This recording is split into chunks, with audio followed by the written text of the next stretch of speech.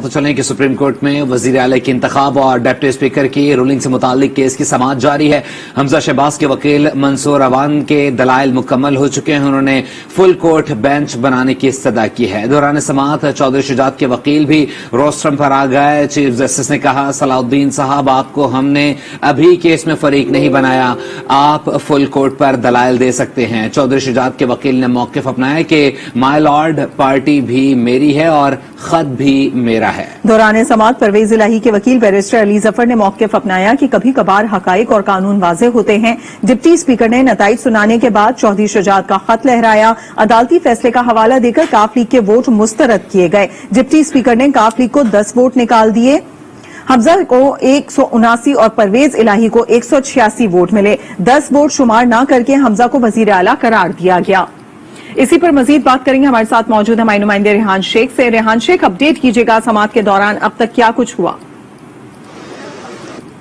جی بالکل، دیکھیے بھی جو ہے چیف جسٹس کی سربراہی میں 3 رکنی بینچ جو ہے وہ سماعت کر رہا ہے۔ جیسے ہی سماعت شروع ہوئی تھی تو سب سے پہلے موجودہ اور سابقہ جو سپریم کورٹ بار کے صدور ہیں ان کو روسٹرم پر بلایا گیا اور انہوں نے ایک ہی نقطہ رکھا کہ فل کورٹ تشکیل دیا جائے۔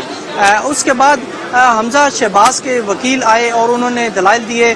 ان کے دلائل ختم ہو چکے اور حمزہ شہباز کے دلائل کے بعد جو ڈپٹی اسپیکر پنجاب ہیں ان کے وکیل آئے، انہوں نے بھی اپنے دلائل دیے، ان کے دلائل بھی مکمل ہو چکے۔ ابھی کچھ دیر قبل چودھری شجاعت حسین کے وکیل جو صلاح الدین ہیں وہ روسٹرم پر آئے تو اس پر چیف جسٹس نے استفسار کیا کہ ابھی تو ہم نے آپ کو فریق ہی نہیں بنایا، آپ کس لیے آئے ہیں؟ تو انہوں نے کہا کہ مائی لارڈ یہ پارٹی بھی میری ہے اور یہ خط بھی میرا ہے۔ انہوں نے کہا کہ یہ تمام باتیں آپ فل کورٹ اگر تشکیل دیا گیا اس وقت کریں گے۔ پرویز الہی کے وکیل ان کے دلائل جاری ہیں اور عدالت نے انہیں کہا کہ ابھی آپ صرف فل کورٹ پر دلائل دیں، ادھر ادھر فوکس نہ کریں۔ صبح سے لے کے ابھی تک جو تمام جو صورتحال بنی ہے اس پر ابھی عدالت جو صرف اس نقطے پر ابھی پہنچے گی کہ کیا اس پر فل کورٹ تشکیل دینا ہے یا نہیں دینا، اور فریقین کے وکلاء کو بھی یہی ہدایت کی گئی ہے کہ ابھی وہ اپنے دلائل صرف اس پر فوکس کریں اور اگر فل کورٹ تشکیل دینا ہے یہ نہیں دینا آپ کو بعد میں سنا جائے گا۔ ہمارے ساتھ ہی رہے گا انوار ہاشمی نے جوائن کیا۔ انوار صاحب، کس طریقے سے دیکھ رہے ہیں سماعت کو؟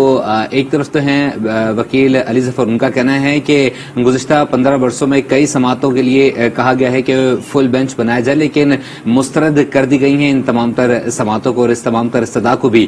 اور ملک میں ایک طرف تمام تر پی ڈی ایم کی جماعتیں وہ درخواست کر رہی ہیں کہ ہمیں 3 رکنی بینچ کا فیصلہ منظور نہیں ہے، فل بینچ بنایا جائے۔ دیکھیں، ہم عدالت کے بارے میں کوئی ایسی تبصرہ تو نہیں کر سکتے کہ عدالت محسوس کرے گی کہ کیا معاملہ اس نوعیت کا ہے۔ یہ ضروری نہیں ہے کہ کوئی فل کورٹ کی درخواست دے اور فل کورٹ کو جو ہے وہ عدالت پابند ہے، یقیناً وہ ہم سے بہتر جانتے ہیں۔ عدالت نے تو اس کیس کے بارے میں آج یا کل یا پرسوں کوئی نہ کوئی فیصلہ دے دینا ہے، لیکن عدالت کے فیصلہ آنے سے سیاسی بحران حل نہیں ہوگا۔ قوم کی نظریں تو سیاسی بحران کے حل کی طرف ہے تاکہ اس کے بعد ان کے مسائل کی طرف کوئی لوگ دیکھے کہ ان کے دال روٹی کے بھاؤ کیا چل رہے ہیں، ان کے بچوں کی حالت کیا ہے بجٹ نہ ہونے کی وجہ سے۔ اب اس کا حل ماضی میں کیا ہوتا تھا؟ دیکھیں، آپ کے جو کورٹ رپورٹر ہے وہ آپ کو کورٹ کی پروسیڈنگ بتا رہے ہیں، لیکن اس کو آپ لنک کریں ملک کے حالات کے ساتھ۔ اس وقت جو سب سے بڑا گیپ پیدا ہوا ہے، ہمارے سینئر آپ کے ساتھ موجود ہے، وہ بتا پائیں گے کہ ماضی میں نوابزادہ نصر اللہ خان اور قاضی حسین احمد جیسے زیرک سیاستدان ہوتے تھے۔ جب اس طرح کے سیاسی بحران پیدا ہوتے تھے اور یقیناً جہاں بھی جمہوریت ہوگی جس ملک میں، وہاں ڈائلاگ، مذاکرات اور مفاہمت چلتی رہتی ہے، لیکن پچھلے چند سالوں سے یہ ایک بہت بڑا گیپ پیدا ہو گیا ہے۔ ہمارے پاس نہ تو کوئی نوابزادہ نصر اللہ اور نہ قاضی حسین احمد جیسے لوگ ہیں، اور دوسری بات یہ ہے، میں بغیر کسی تعصب کے مجھے کسی کا نام لینا ہی پڑے گا کہ عمران خان نے یہ غلط روایت کی ہے کہ اس نے ڈائلاگ سے دور کر دیا اپنے آپ کو اپنے حریفوں سے۔ انہوں نے ایک لکیر کھینچ دی ہے کہ باقی پورے ملک کی سیاسی جماعتیں سسیلین مافیا ہے اور پی ٹی آئی ایک مقدس گائے ہے۔ اس کا ایک نقصان ہوا ہے۔ مثلا اب آپ بھی دیکھیں کہ راتوں رات صرف کاف لیگ میں ایک قائد نے اختلاف کیا ہے تو وہ راتوں رات آدھی کاف لیگ سیسیلین مافیا میں شامل ہو گئی اور آدھی جو ہے وہ مقدس لائن کے اس طرف چلی گئی، اور انہوں نے الزام تک لگا دیا کہ شاید چودھری شجاعت کو بھی پیسہ لگا دیا گیا ہے، حالانکہ ایسا نہیں ہونا چاہیے۔ وہ سینئر سیاستدان ہے، وہ آصف علی زرداری سے راتوں رات کون سا بریف کیس لیں گے، انہیں کیا ضرورت ہے؟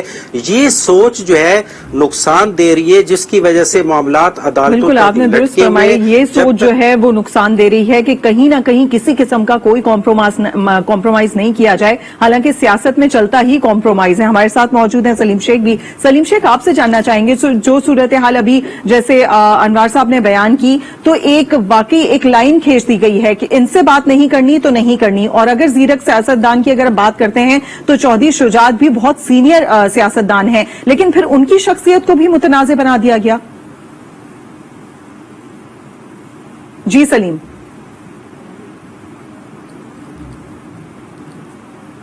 شوکت پراچا بھی ہمارے ساتھ موجود ہیں۔ شوکت، آپ کی جانب آتے ہیں یہی سوال لے کر۔ اوکے، شوکت سے بھی ہم رابطہ کرنے کی کوشش کریں گے۔ طارق صاحب، یہی سوال آپ سے جاننا چاہیں گے۔ بڑی اچھی بات کی انوار صاحب نے کہ بہت سینئرز موجود ہوتے تھے، آپس میں مذاکرات کراتے تھے اور معاملات کو آگے لے کر چلتے تھے، لیکن یہاں پر ملک کا حال خراب ہو رہا ہے، لیکن دوسری جانب اپنی ضد وہیں کی وہیں ہے۔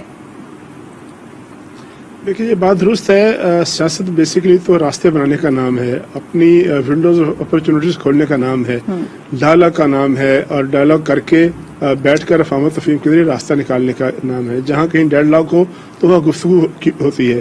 عمران خان صاحب نے ایک بیانیہ دیا جو ظاہر ہے پاپولر بھی ہوا، اس کے پیچھے ظاہر ہے پروپیگنڈے کی طاقت ہے۔ انہوں نے بڑے دبنگ انداز میں اپنی بات کی اور اپنے جو ان کے فالوور ہیں ان کو قائل کر لیا۔ مثلاً وہ یہ کہتے ہیں جی کہ فلاں جو دو جماعتیں آپس میں بیٹھی ہیں، یہ آپس میں نہیں بیٹھے بلکہ انہوں نے مکمکہ کر لیا ہے۔ حالانکہ مکمکہ ایک اور چیز ہوتی ہے اور افہام و تفہیم اور چیز ہوتی ہے۔ ماضی میں 1985 کے بعد پاکستان میں مسلم لیگ نون اور پاکستان پیپلز پارٹی 20 سال ایک دوسرے لڑتی رہی۔ پرائم منسٹر تھے نواز شریف، اور محترمہ نواز شریف جو تھے چیف منسٹر تھے اور محترمہ پرائم منسٹر تھی۔ نہ محترمہ لاہور لینڈ کر سکتی تھی اور نہ پنجاب حکومت جو ہے مرکز میں کوئی کام کر سکتی تھی۔ مرکزی حکومت کے جو ڈیولپمنٹ کے پروجیکٹ تھے وہ پنجاب حکومت ختم کر دیا کرتی تھی، اور جو پنجاب حکومت کے منصوبے تھے وہ مرکز اس کو نہیں چلنے دیتا تھا۔ یہ کشمکش 10-15 سال جاری رہی، اور اس کے بعد سیاسی قوتوں کو یہ بات سمجھ آئی کہ نہیں، یہ غلط راستہ ہے، ہمیں اپنے سیاسی موقع پر قائم رہ کر اپنے ایجنڈے پر اپنے منشور کو لے کر بڑھنا ہے، لیکن ساتھ ساتھ ہم نے کنفرنٹیشن نہیں کرنی۔ اس کے نتیجے میں آپ نے دیکھا ہوگا کہ 2002 میں، 2008 میں، اور اس کے بعد بھی سیاسی تحریکیں بنی، اس کے بعد چارٹر آف ڈیموکریسی سائن ہوا، لیکن عمران خان صاحب اس افہام و تفہیم کو، اس ڈائلاگ کو، اس گفتگو کو حلف تنقید بناتے رہے، اور وہ کہتے رہے کہ نہیں جی یہ تو غلط طریقہ کار ہے، یہ مفاد پرست لوگ ہیں وہ اکٹھے ہو گئے ہیں۔ حالانکہ یہ بات ٹھیک ہے کہ جب کہیں ڈیڈ لاک ہوتا ہے تو اس کا راستہ تلاش کرنا پڑتا ہے۔